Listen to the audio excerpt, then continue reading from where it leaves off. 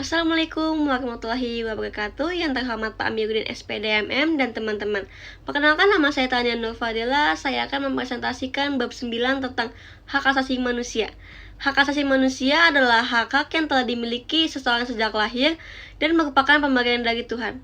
Dasar-dasar hak asasi manusia awalnya tertuang dalam Deklarasi Kemerdekaan Amerika Serikat, Declaration of Independence of USA, dan tercantum dalam Undang-Undang Dasar 1945 Republik Indonesia seperti pada pasal 27 ayat 1, pasal 28, pasal 29 ayat 2, pasal 30 ayat 1, dan pasal 31 ayat 1. Contoh hak asasi manusia: yang pertama, hak untuk hidup; kedua, hak untuk memperoleh pendidikan; tiga, hak untuk hidup bersama-sama seperti orang lain; empat, hak untuk mendapatkan perlakuan yang sama. Yang kelima, hak untuk mendapatkan pekerjaan. Sejarah terbentuknya hak asasi manusia. Beberapa pemikiran tentang hak asasi manusia pada abad ke-17 dan 18 hanya terbatas pada hak-hak yang bersifat politis saja. Misalnya, persamaan hak, kebebasan, hak dalam memilih, dan sebagainya. Sedangkan pada abad ke-20, ruang lingkup hak asasi manusia diperlebar ke wilayah ekonomi, sosial, dan budaya. Franklin Delano Roosevelt, Presiden Amerika ke-32, meringkaskan paling tidak terdapat 4 kebebasan, the 4 freedoms, yang harus diakui. Yang pertama, freedom of speech, kebebasan untuk berbicara dan mengeluarkan pendapat. Kedua, freedom of religion, kebebasan beragama. Yang ketiga, freedom for one, kebebasan dari kemiskinan. Yang terakhir, freedom for fear, kebebasan dari rasa takut.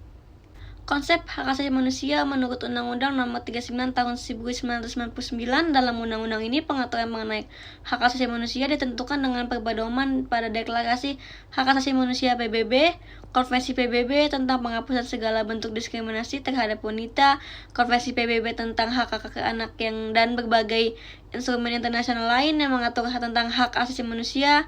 Hak-hak yang tercantum dalam Undang-Undang Nomor 39 Tahun 1999 tentang hak asasi manusia terdiri dari 1. Hak untuk hidup; 2. Hak berkeluarga dan melanjutkan keturunan; 3. Hak mengembangkan diri; 4. Hak atas kebebasan pribadi; 5. Hak atas kesejahteraan; 6. Hak wanita; dan 7. Hak anak.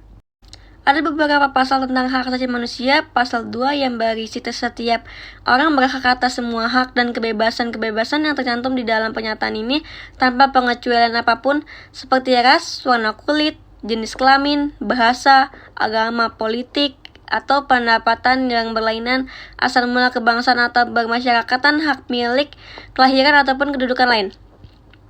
Pasal 3 yang berisi setiap orang berhak atas penghidupan, kebebasan, dan keselamatan individu.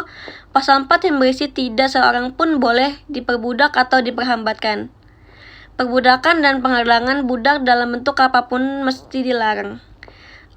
Pasal 5 yang berisi tidak seorang pun boleh disiksa atau diperlakukan secara kejam, memperoleh perlakuan, atau dihukum secara tidak manusiawi atau direndahkan martabatnya. Pasal 6 yang berisi setiap orang berhak atas pengakuan di depan hukum sebagai pribadi di mana saja ia berada. Pasal 7 yang berisi semua orang sama di depan hukum dan berhak atas perlindungan hukum yang sama tanpa diskriminasi. Pasal 8 yang berisi setiap orang berhak atas bantuan yang efektif dari pengadilan nasional yang kompeten untuk tindakan pelanggaran hak-hak dasar yang diberikan kepadanya Undang-Undang Dasar atau Hukum.